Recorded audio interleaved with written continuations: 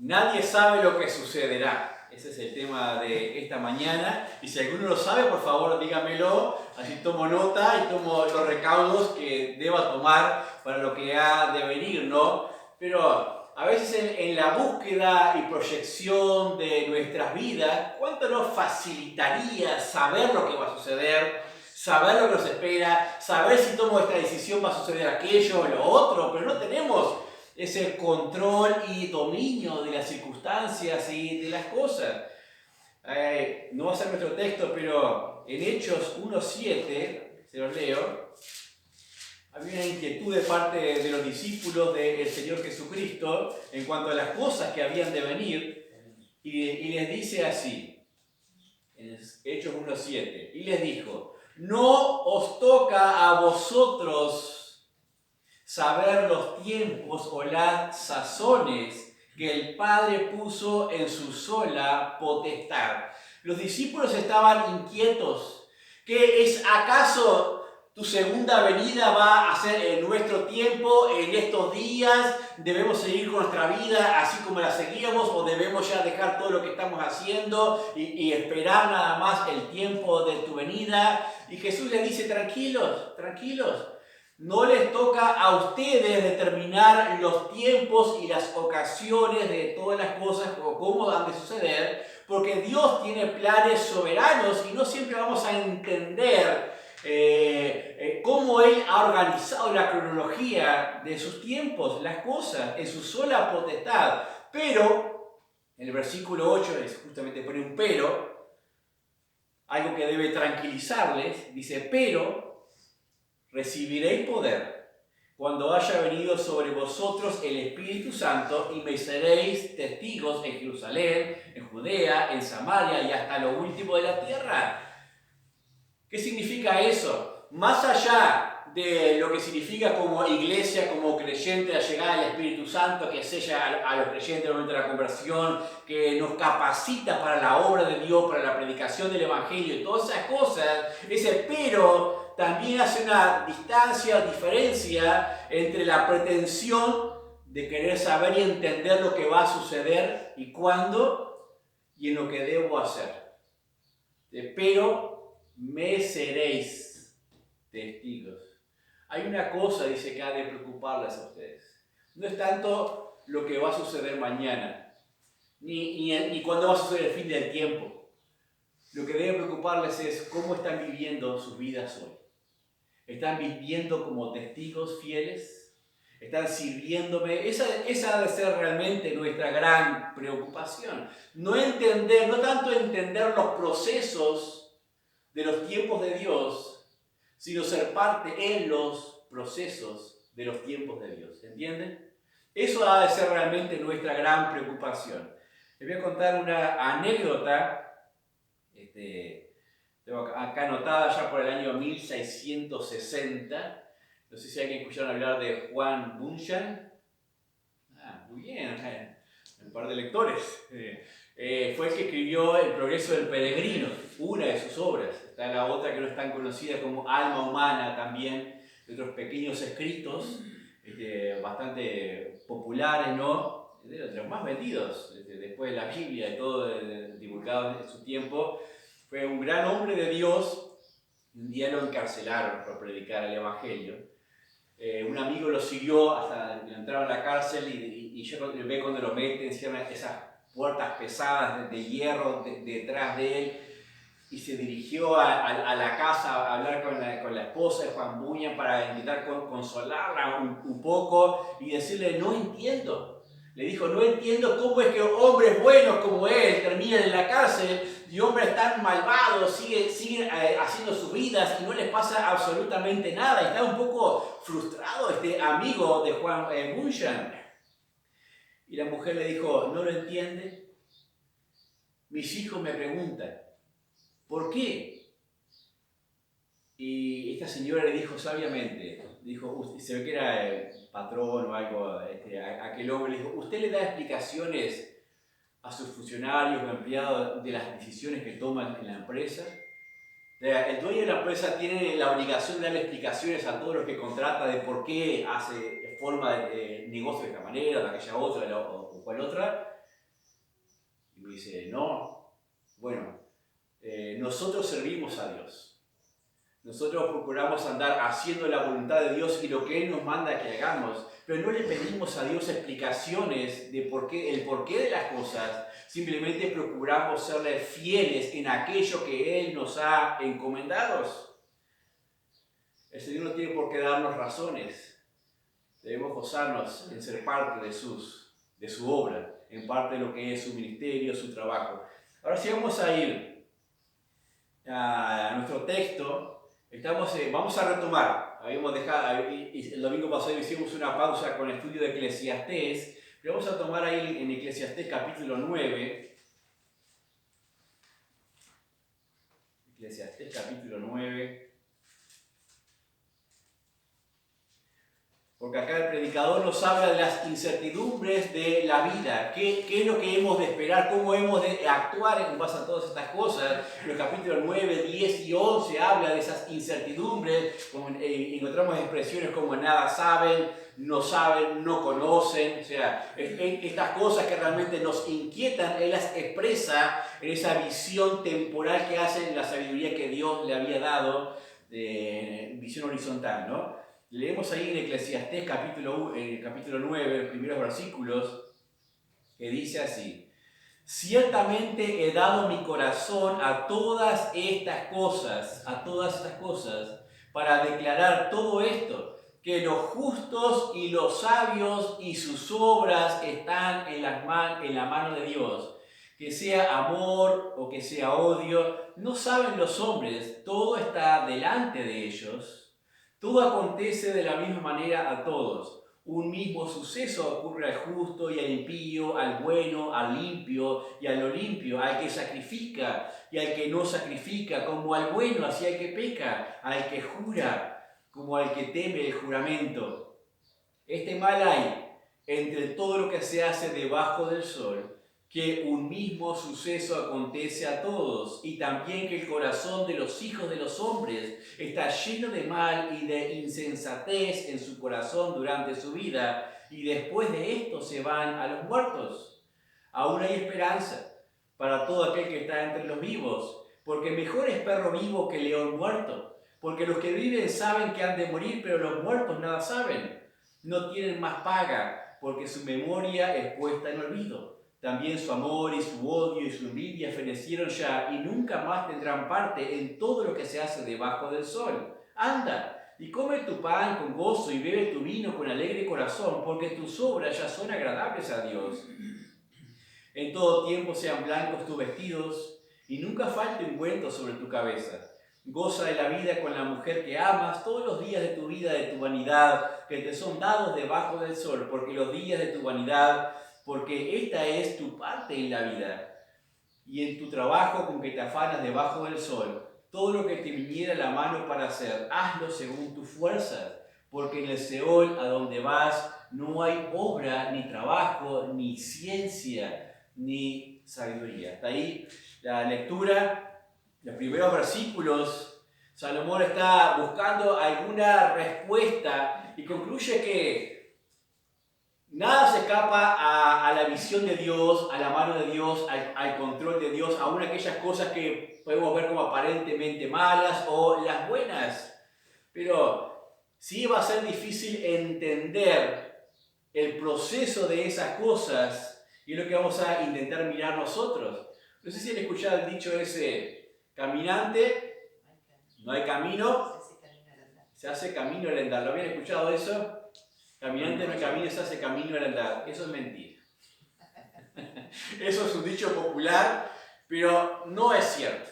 No es cierto en ninguna manera eso, ¿no? Aquí en estos primeros versículos, y vamos a demostrar por qué, nos muestra una serie de pares opuestos, ¿no? Dice el amor, el odio, el justo, el limpio, el no limpio, el que sacrifica, o sea, el piadoso, el que no sacrifica, el bueno, el que peca. Y así muestra una serie de opuestos en lo que es el desarrollo de las vidas.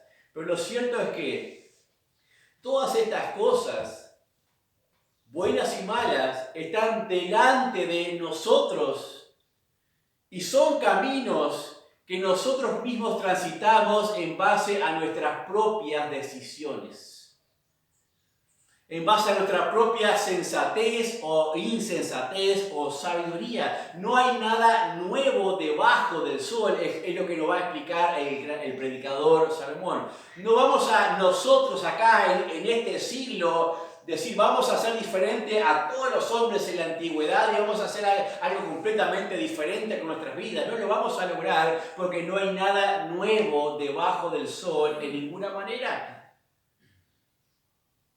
Esto es en el plano horizontal. Cuando hablamos del cielo, obviamente sí hay un camino. Juan 14:6, yo soy el camino, la verdad y la vida, nadie viene al Padre sino por mí. O sea, cuando hablamos verticalmente, hay solo un camino establecido y no hay otro camino posible para ir al Padre que es Jesucristo. Pero cuando hablamos de nuestras vidas en el plano horizontal, sí tenemos muchos caminos delante de nosotros, porque cada decisión que tomamos nos lleva en un curso. Cada determinación, cada sentimiento, lo que sea, nos va a llevar en una dirección a nuestra vida o a nuestras familias. Dice Proverbios, de memoria citamos capítulo 3, versículos 5 al 7, dice, no seas sabio en tu propia opinión, reconócelo en todos tus caminos y Él enderezará tus veredas, ¿no? O sea, fíate de Jehová de todo tu corazón. Eso dice Proverbios en el capítulo 3. Proverbios ya nos dice, reconócelo en todos tus caminos. O sea, en cada dirección en la cual yo pongo mi vida, en mi corazón y mis pensamientos, procura reconocerle, o sea, considerar el temor de Dios, el precepto de Dios, la palabra de Dios en cada uno de esos que yo he tomado. Es muy fácil decir, todo lo que me sucede Dios lo determinó. ¿Han escuchado eso? Todo lo que sucede Dios lo determinó. Eso me libra de responsabilidad. Entonces, ¿en dónde queda aquello de reconocerlo en mis caminos para que Él interese mis veredas? ¿No tiene sentido? O sea, las decisiones que yo tomo son mi responsabilidad. Si yo pongo a Dios delante de mis decisiones, o en medio de mis decisiones, voy a tomar decisiones correctas. Si no considero a Dios en mis decisiones, voy a tomar decisiones incorrectas. Cuando miramos los caminos de nuestra vida, a veces cuando tenemos muchos años encima, como nosotros, miramos que transitamos por muchos lugares. Algunos no nos agradan, otros diríamos, bueno, me gustaría volver atrás y tomar otra decisión, hacer otra cosa, pero no podemos hacer eso. Pero cuando la analizamos un poquito más, decimos, ¿qué nos llevó a tomar tal y cual camino en nuestras vidas? ¿No fueron acaso las condiciones temporales y circunstanciales? ¿No fueron los apremios del momento los cuales me llevaron a tomar ese camino, ya sea en el estudio, en el trabajo o en lo que sea?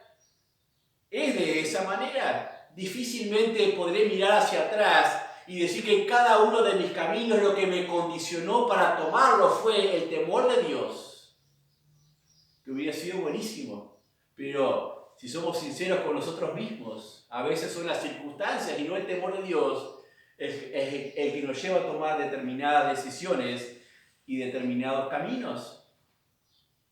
Dice otro proverbio, voy a leer Proverbios 14:12.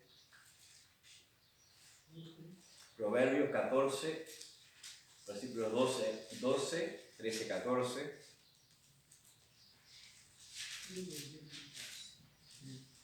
Proverbios 14. Dice,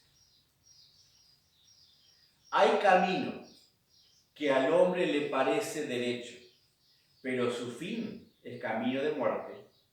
Aunque en la risa tendrá dolor el corazón, y el término de la alegría es congoja. De sus caminos será hastiado el necio de corazón, pero el hombre de bien estará contento del suyo. Vemos que hay diferentes caminos ahí. Es más, dice que es posible que en el momento de tomar una decisión o tomar un camino, nos parezca según nuestra razón, nuestra justicia, que es lo mejor, que eso es lo que Dios quiere para mi vida, y plenamente convencido de eso, tomemos ese camino. Hay camino que al hombre le parece derecho, pero su fin es camino de muerte. ¿Podemos equivocarnos? Sí que podemos, y lo haremos todavía muchísimas otras veces.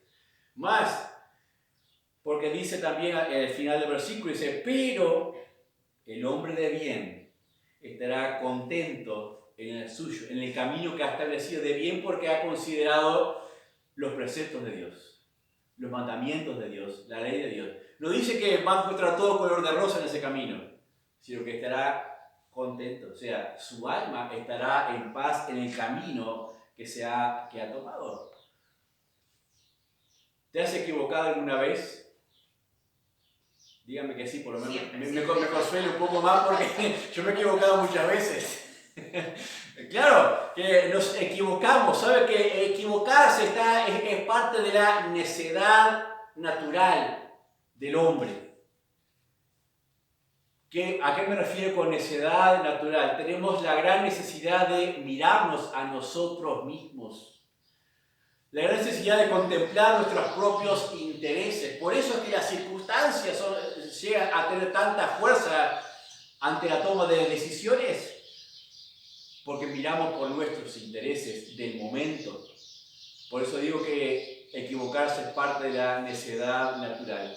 Difícilmente estamos centrados 100% en mirar a Dios, sino que nos miramos a nosotros mismos por naturaleza. Capaz les ha pasado ir conduciendo a algún lugar lejos, kilómetros y kilómetros, y de repente se cuenta, pero esto no me suena conocido para nada. Y a algunos que les gusta preguntar, a mí no me gusta preguntar, eso para mí es peor todavía, dice, ¿aquí va para tal lado o preguntar para alguien en el camino? La verdad que no.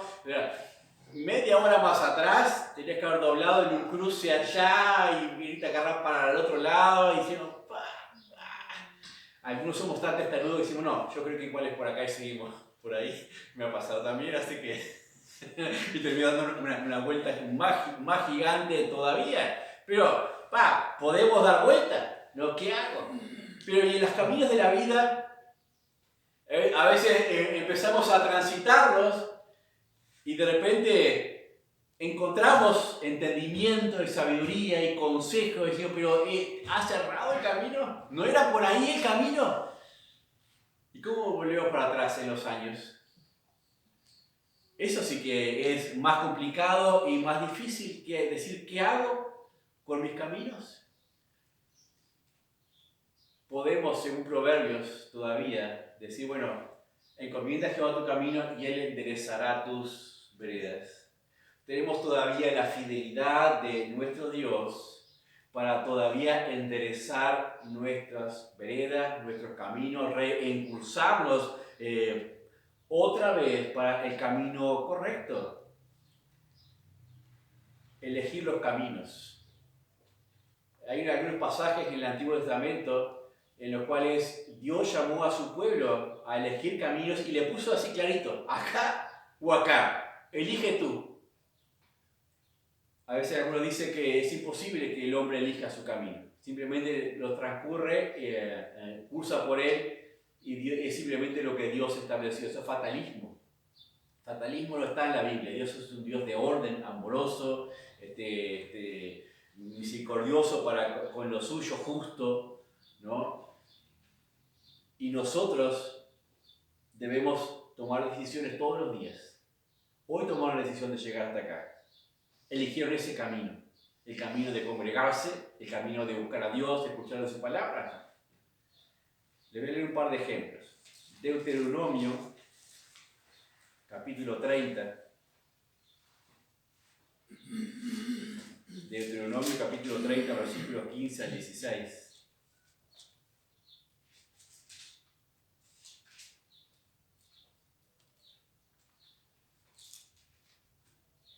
Dice así: mira, yo he puesto delante de ti hoy la vida y el bien, la muerte y el mal. Porque yo te mando hoy que ames a Jehová tu Dios, que andes en sus caminos y guardes sus mandamientos, sus estatutos y sus decretos, para que vivas y seas multiplicado. Y Jehová tu Dios te bendiga en la tierra de la cual entras para tomar posesión de ella. ¿Qué le dice acá a su pueblo? Dice, he puesto delante de ti dos caminos, la vida y el bien, la muerte y el mal. ¿Cuál es la clave para escoger bien? Amar a Dios, amar sus mandamientos, guardarlos, sus decretos, sus estatutos. Esa es la clave. O sea, si yo quiero elegir el buen camino, no me puedo alejar de la obediencia a Dios. Si ando en la obediencia a Dios, muy probablemente el camino que esté escogiendo en mis decisiones sea el acertado o el correcto. Uno más, Jeremías 6, 16. Jeremías capítulo 6, versículo 16. Después de Isaías, Jeremías. Me gusta este versículo. Dice Jeremías 6, 16. Así dijo Jehová, paraos en los caminos y mirad, y preguntad por las sendas antiguas, cuál sea el buen camino, y andad por él, y hallaréis descanso para vuestras almas. Aquí está lo que no me gusta hacer cuando voy manejando, pararme y preguntar. Pararme y preguntar. Por acá le dice al profeta, bueno, a su pueblo, dice, paraos en los caminos, o sea, deténganse, paren un poquito, miren a su alrededor lo que está sucediendo y pregunten. ¿Por qué tienen que preguntar? Por las sendas antiguas. ¿Qué son esas sendas antiguas? O sea, aquellos buenos momentos en los cuales el pueblo andaba guiado por Dios en todas sus formas. Pregunten por eso, porque el pueblo ya se había desviado en idolatrías, en insensatez. Pregunten por esas sendas antiguas para encontrar ese buen camino. Pero no solamente párense, pregunten, sino dice, y andad por él. Cuando andamos por él, esto conlleva una promesa. Dice, y hallaréis descanso para vuestras almas. A veces paramos, preguntamos y nos damos cuenta, sí, es por allá, pero todavía quiero seguir por acá. Y somos cabezones y seguimos queriendo llevar nuestras propias vidas a nuestra propia manera.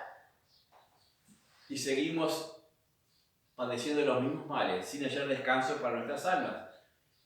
Parar, preguntar y empezar a andar por el camino que es correcto. Aunque eso implique volver para atrás. Aunque eso implique un desvío radical en nuestras vidas, en nuestros caminos. Si es lo correcto, debemos hacerlo en algún momento.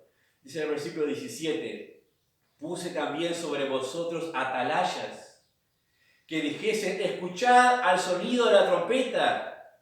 Y ellos dijeron, ¿qué dijeron? El pueblo, no escucharemos. Pusieron vigías en las torretas para advertir de los peligros y tocar las trompetas. ¿Qué dijeron ellos? No vamos a escuchar, vamos a seguir como estamos. En los asuntos, esto tiene una figura obviamente militar, de cuidado, de vigilia de la ciudad, pero también es mucho más espiritual, porque las vigilias y las atalayas que Dios ha puesto fueron los mismos profetas, aquellos que se levantaron como Jeremías, como Isaías y como otros a predicarles, a editarles. Dios les puso a esos hombres. ¿Y qué hicieron ellos? No voy a escuchar, no me interesa. No somos así nosotros a veces. Dios de una y otra manera nos muestra, nos lo dice así, nos lo dice asá, con un mensaje, con un consejo, un hermano, un versículo, y aún decimos, bueno, voy a seguir igual de la misma manera. A veces tenemos esa insensatez en nosotros mismos. Ahí en Jeremías 21, 8 y 9 dice: y a este pueblo dirás, así ha dicho Jehová, he aquí pongo delante de vosotros camino de vida y camino de muerte. Y el que quedare en esta ciudad morirá a espada, de hambre o de pestilencia, mas el que saliere y se pasare a los caldeos que os tienen sitiada, vivirá, y su vida será por despojo. No había muchas opciones. Acá estamos en el sitio de Judá. Estaban los caldeos, los babilonios estaban sitiando la ciudad. No había esperanza. Y acá dice, bueno, se han reducido tanto las opciones que tienen que solamente les quedan dos. Quedarse, intentar pelear y morir. Morir de hambre por el sitio de la misma ciudad, de las pestes dentro de los muros. Salir, simplemente ser despojados, llevados cautivos a Babilonia. Esos son los dos caminos que les quedan. Ellos mismos se pusieron en un callejón. Y aún y todo la bondad de Dios les permite tener entendimiento sobre las opciones. No eran las mejores opciones, pero eran las dos opciones que tenían. A veces nosotros mismos nos ponemos en esos callejones por nuestras propias determinaciones. Y las opciones que nos quedan no siempre son las mejores, pero Dios no es el culpable de eso. Dios aún y todo quiere darnos luz sobre nuestra vida para aún y todo tomar la mejor decisión posible. Volviendo a Eclesiastés, en el capítulo 9,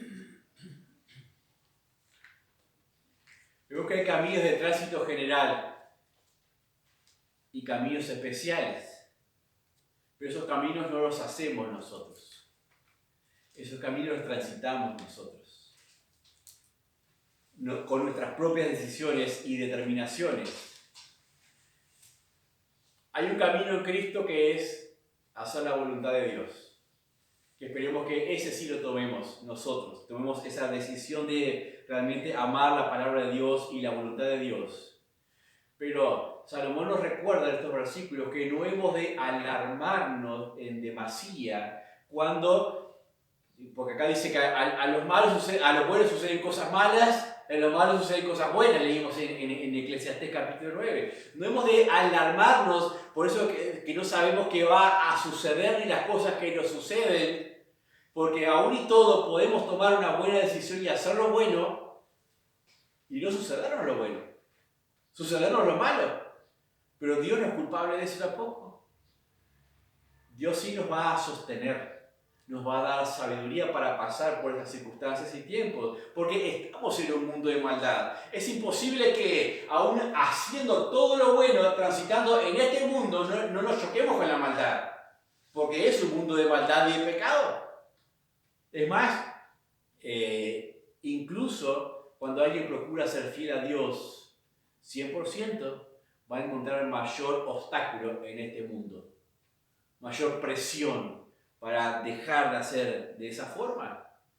Aún Eclesiastés, en esa sabiduría humana, dice, hay una cosa que los iguala a todos, que es la muerte. O sea, un mismo suceso acontece a todos, al bueno, al malo, al que ama, al que odia, al que sacrifica, al que no sacrifica. Dice, la muerte los iguala a todos. Dice el versículo 2, dice, todo acontece de la misma manera a todos. Un mismo suceso ocurre al justo y al impío, al bueno, al limpio y al no limpio, al que sacrifica y al que no sacrifica, como al bueno hacia el que peca, al que jura como al que teme el juramento este mal. Hay entre todo lo que se hace debajo del sol que un mismo suceso acontece a todos, a todos. Claro, cuando decimos esto, decimos, nos amargamos. Nos llenamos de pesimismo si leemos estas cosas. Y voy a hacer lo bueno y me va a pasar lo mismo que al que hace lo malo. ¿Para qué hacer lo bueno? Esa era la mentalidad que a muchos abrazaron en un tiempo en el cual obviamente no había esperanza en el poder de la resurrección. Cristo no había resucitado. Para nosotros es diferente hoy día porque la resurrección del Señor Jesucristo nos garantiza la victoria sobre la misma muerte.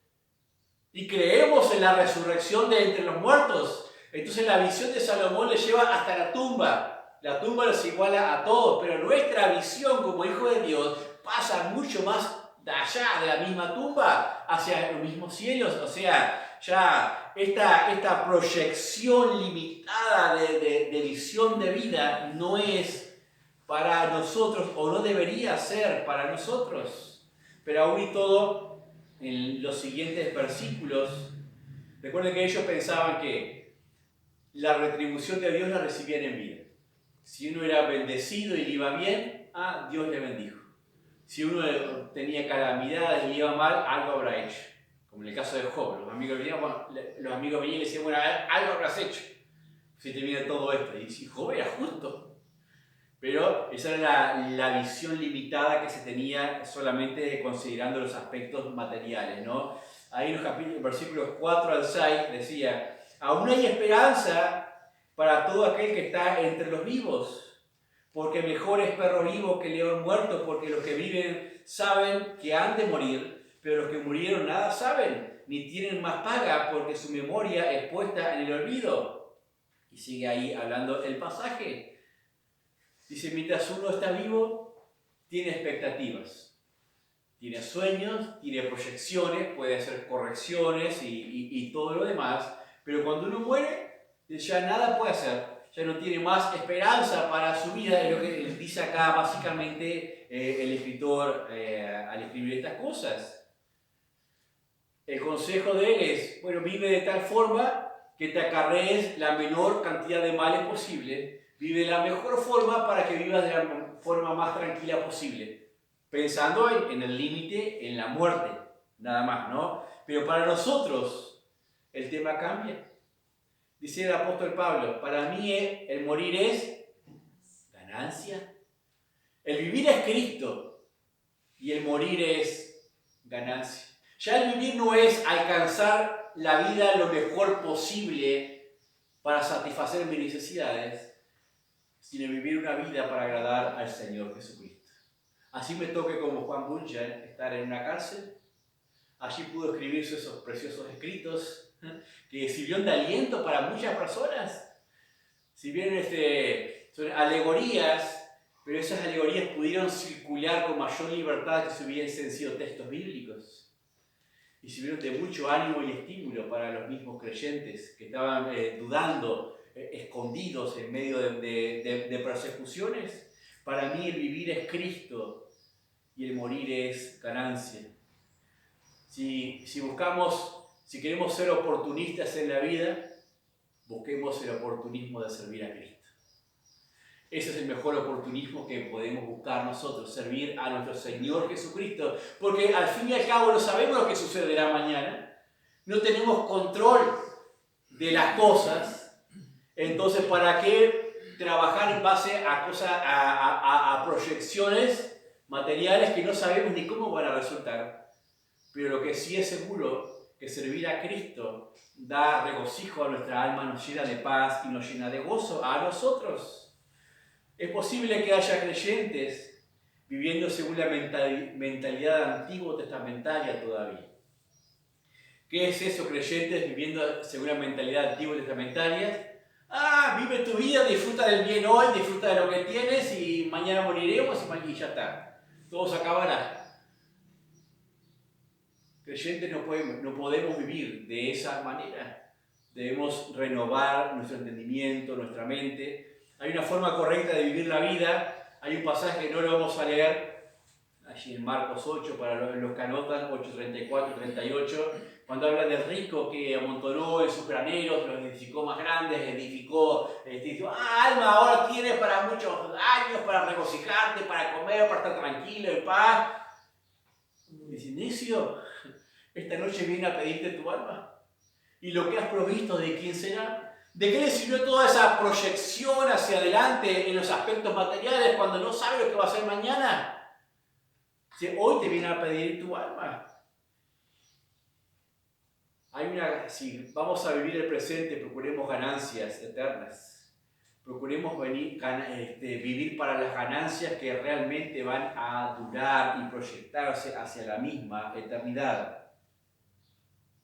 Dice ahí en Eclesiastés, versículos 7 al 10, anda y come tu pan con gozo y bebe tu vino con alegría, con alegre corazón, porque tus obras ya son agradables a Dios.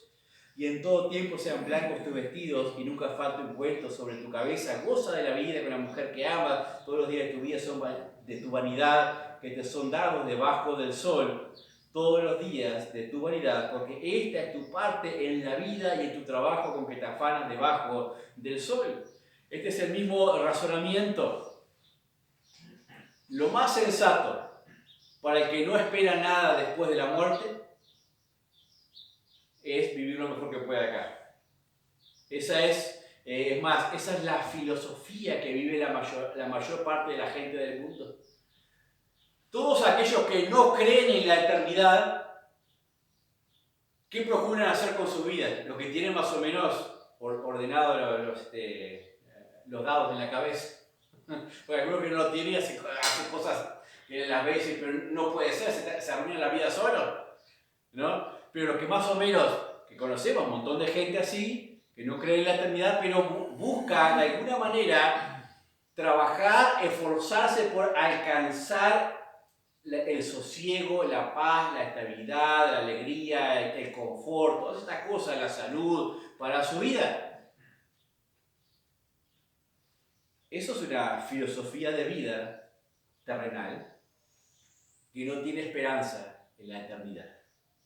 Que no tiene esperanza en una eternidad. Anda, come tu pan y gózalo, dice. Pero lo que puede confundirnos un poco es esa expresión al final del versículo 7, porque tus obras ya son agradables a Dios. Eso confunde, ¿no? ¿Cómo es que vive así para ti mismo, para tu bien, para tener todas las cosas, tu comodidad? Porque tus obras ya son agradables a Dios. Esa es la voluntad de Dios. ¿Qué significa todo eso? Le di vueltas y vueltas en la cabeza para poder entenderlo. Pero cuando pensamos en el plan de Dios para con el hombre, en la creación, Dios nos puso con determinadas necesidades. Trabajar la tierra, labrarla, comer de ello, aún antes del pecado. Aún antes del pecado el hombre tenía que sojuzgar la tierra, trabajarla, gobernarla. Después del pecado los tuvo que seguir haciendo, pero con dolor, con espinos, con sudor, o sea, con más esfuerzo, porque estaba todo maldito por causa del pecado del hombre, pero en el plan original estaba que el hombre gozase de la tierra, de los frutos de la tierra, de su familia, de sus hijos, de su cónyuge, llenar a la tierra. Eso está dentro del plan básico de Dios. Entonces, cuando el hombre natural lleva una vida natural, ordenada, en la cual trabaja, atiende a su familia, crece, se desarrolla, está dentro de lo que es el plan de Dios. No por eso es salvo, ¿no? No por eso es salvo. Pero creo que a eso se refiere cuando dice, esto es lo agradable a Dios, o sea, que el hombre sea razonable consigo mismo, o sea, en el sentido que sea ordenado, trabaje, tenga su familia, disfrute, o sea, siempre ha estado dentro del plan de Dios ese, pero el pecado ha corrompido absolutamente todas las cosas. Cuando dice vestidos blancos, versículo 8, vestido blanco era básicamente se usaban en las fiestas, en las bodas, o sea, significa esa forma de vivir como de gozo, de alegría. Realmente vestido blanco. En versículo 10 dice, todo lo que te viniere la mano para hacer, hazlo según tus fuerzas, porque en el Seol a donde vas no hay obra, ni trabajo, ni ciencia, ni sabiduría. Trabaja diligentemente mientras puedas, porque la muerte termina con toda oportunidad de trabajo. La muerte termina con toda, según la visión obviamente terrenal, recuerden eso, no se confundan. Con frecuencia, las personas que estuvieron al borde de la muarte, se conocen algunos, o después de un accidente, en el cual dice, viví de nuevo, o algo por el estilo, o después de un infarto, una gran operación, o algo así, la gente toma como otra conciencia de la vida, por lo menos los primeros días, después ya se olvida, ¿no? Pero los primeros días toma una especie de otra conciencia, he aprendido la lección, ahora sé que todo es vanidad, todo se termina, que hay cosas que no valen la pena, y toma esa determinada conciencia, porque es lo que dice acá el predicador, si la muerte termina con todas las cosas, entonces simplemente sé lo más diligente posible en la vida, haz lo mejor que puedes hacer, lo bueno, ayuda, haz el bien, etcétera, etcétera.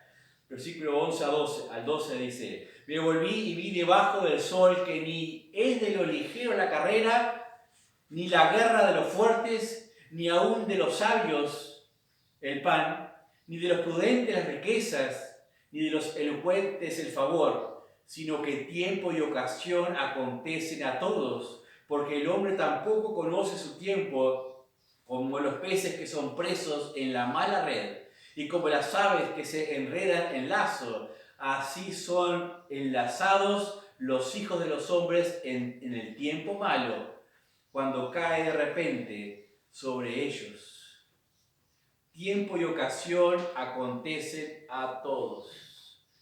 Dice, no solamente, aún Salomón dice, ese gran consejo que le da, bueno, sean sabios, sean buenos, pero tengan en cuenta una cosa, que aún no es de los sabios el pan.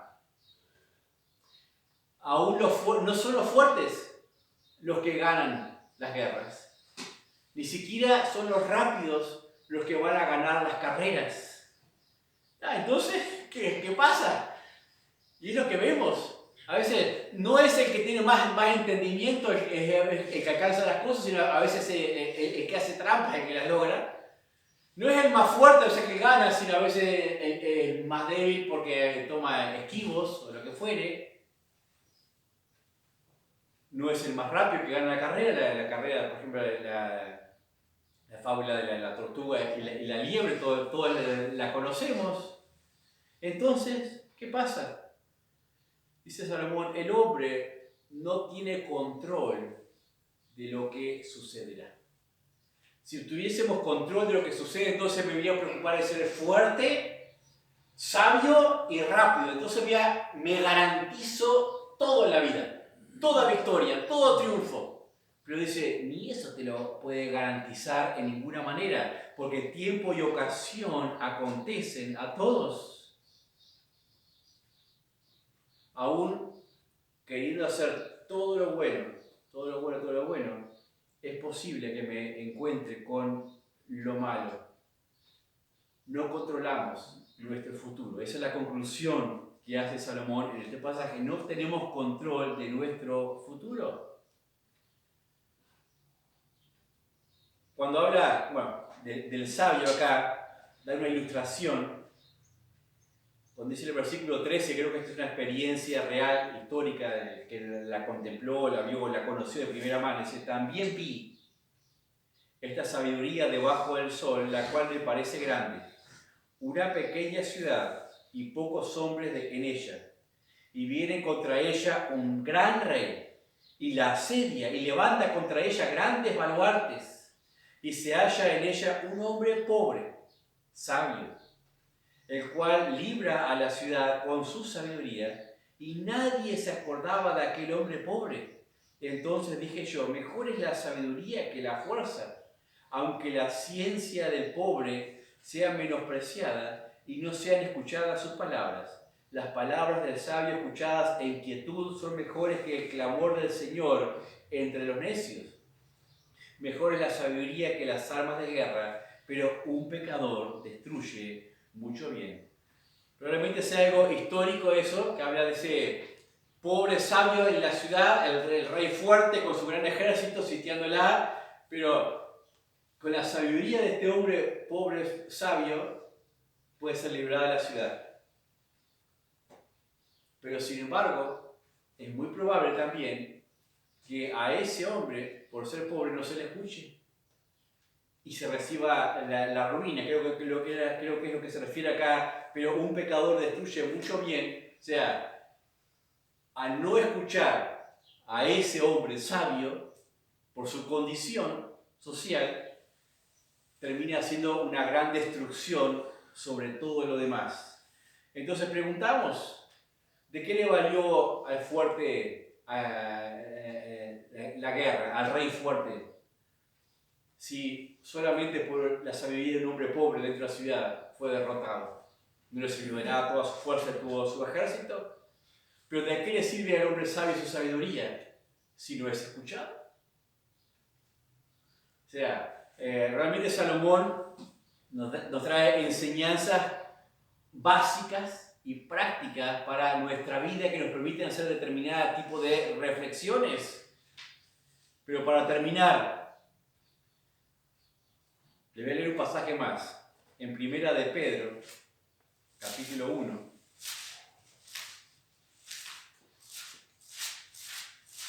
Primera de Pedro, capítulo 1, versículos 17 al 19.